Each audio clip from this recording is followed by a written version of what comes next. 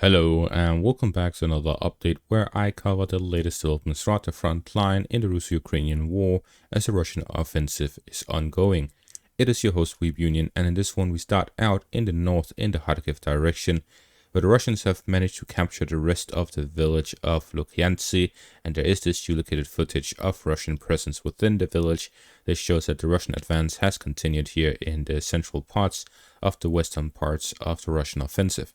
The Russians have here pushed through to the edges of Luk'yantsi, and fighting will likely push on to Vesele and Liptsi in the coming hours once they have finished consolidating their gains in Hryboke and Luk'yantsi. We will likely also see fighting by Neskushny just south of Zelene. To the east of that, there are reports that the Russians have pushed through towards the village of Ternova in between the two sides, and reports are that they have managed to consolidate their gains here in the south of the Russia-Ukraine border to have one connected front line within the territory of Ukraine. However, there is no guaranteed advance yet, as the sources reporting on this are not my usual. We see to the east of that, fighting continues in the direction of Staritsia and Bohroetka. The Russians are here fighting against the villages of the Ukrainian army here to the west of the river line. This is to put pressure on the Ukrainian presence west of it, to separate the Ukrainian positions from Vovchansk with the western parts and connect the Russian parts through the capture of this village string from the Severodonetsk river and all the way to Neskushne. The Russian plan here would be to focus and concentrate their forces in the direction of Liptsi and Vesele. However, that would require for the Russians to strengthen their eastern flank to be able to concentrate their forces in the direction of the city of Kharkiv. To the east, the Russians are looking to gain control over the river line as well as the north of the forest patch to create a strong flank southwest of Vovchansk, and the main push of the Russians is directly in the direction of Vovchansk, where heavy street fighting is still taking place here in the northern parts of Vovchansk, reaching into the central parts of the town.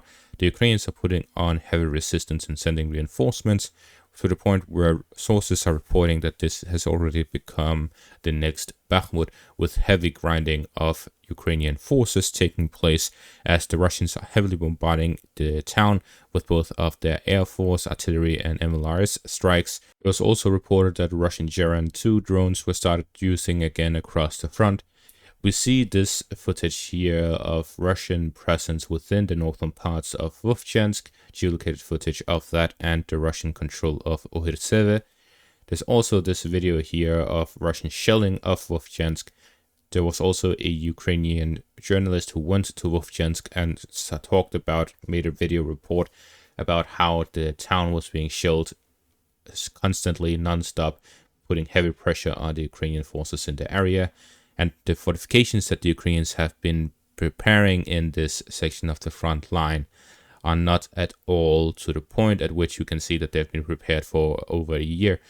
The Ukrainian fortifications in the area have been hit by severe corruption, making it so that despite the long time and much money put into these fortifications, it wasn't really built that well or at all at some places. It is reported that billions of Ukrainian hryvnia was used on fictitious companies and that it simply didn't go to building fortifications.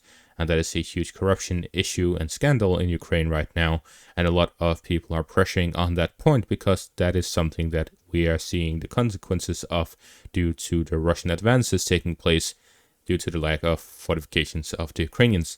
It is reported, according to my sources in Ukraine, that it is not just Kharkiv, but similar cases in Sumy, Chernihiv and Zaporizhia, where the Ukrainians have not really been building fortifications, they are just money laundering, really. In comparison, Kiev has significant fortifications and they're continuously being built, so there's not that much going there because that is the defense of the government, therefore it is prioritized over anywhere else, really. It is reported that the Russian soldiers fighting here in the north in the direction of Kharkiv is a, zombie corps, really. It is a combination of Chechen soldiers, Wagner soldiers, and former Storm Sea units. This all points towards the Russians using a stitched together group of different Russian army group in this operation. We see this picture here of a Russian soldier in Kharkiv with a Wagner patch and a separate patch. So we see that the information receiving from these sources is accurate, and that the Russian presence in the north is largely, this was also confirmed by Ukrainian sources, both Chechen soldiers, former Wagner soldiers, and special forces as well connected with this. So we're seeing that the forces in the north is a mix together of different units, while the main Russian force is yet to be used, as they are still standing by in Russian territory. It is reported that besides the 50,000 soldiers that has been gathered in the north, there's still a significant portion of operational reserves that the Russians have available. These are mainly used for the rotation of frontline personnel, so that soldiers who have been fighting for a long time can be on rotation on break for a while before returning, and to replace the losses of the Russian armed forces. However, it is reported that this number has grown and that it now outnumbers the need of the Russian army. Therefore, the Russians are able to use this operational reserve in case they need to launch a larger offensive or expand the front line. They have enough troops available, they just need to send them, well, to the front. They also fear the risk that NATO troops may start going into Ukraine to fight the Russians directly, whether it be a French contingent or soldiers from the Baltics or Poland. The Russians do have their army prepared. This was stated by Peskov. He said that if the NATO countries enter the war in Ukraine, Russia is ready. And this is largely due to the operational reserve that has been built and the recent tactical nuclear weapon test that the Russians conducted. Moving further south, we see here in direction of Chasiv Yar, the Russians are storming the eastern micro district of Chasiv Yar, as well as advances within the railways to the north of it, as Russians are pushing through to the Ukrainian positions and are trying to align the front line with the canal here to the east of the city to gain control over the crossing across here in the northern flank and to stabilize the front here west of Bakhmut. The Russians are here in this geolocated footage, storming the Ukrainian positions in the micro-district directly head-on, similar to what they previously did but failed. Now they are attempting again after the stabilization of the front to the south and advances to the north. It is likely that the Russians will attempt to gain full control over the micro-district with support of their air force and artillery.